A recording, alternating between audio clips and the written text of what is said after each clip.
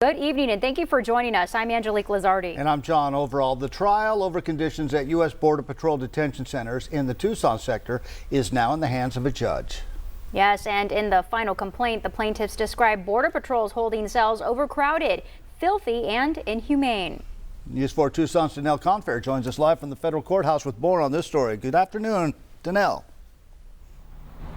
Good afternoon, John. Angelique, like you said, it's in the hands of a judge to determine if these border detention facilities were unconstitutional. Now take a look at this photo. This is one of many submitted into evidence that shows people sleeping on the concrete floor.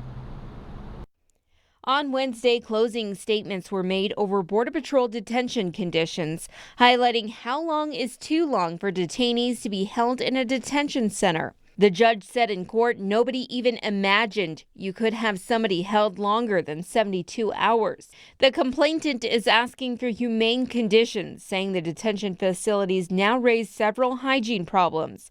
Court documents say detainees were forced into overcrowded and filthy holding cells, stripped of outer layers of clothing and deprived of beds and adequate food and water, with some of those detainees being mothers with infants. The attorney for the Department of Homeland Security said in court that there is no testimony or evidence that says they had a constitutional violation regarding the temperature or providing food and water or sanitation. As it stands, the Department of Homeland Security says they work to get detainees out of custody within 12 hours. Another issue is the defense says there has been a lack in funding from Congress to build facilities meant to hold detainees longer than 12 hours.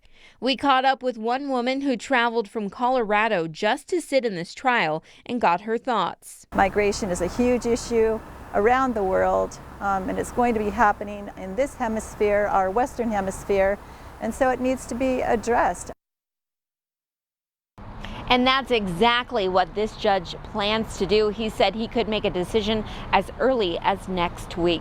From federal court, Danelle Confair, News 4 Tucson.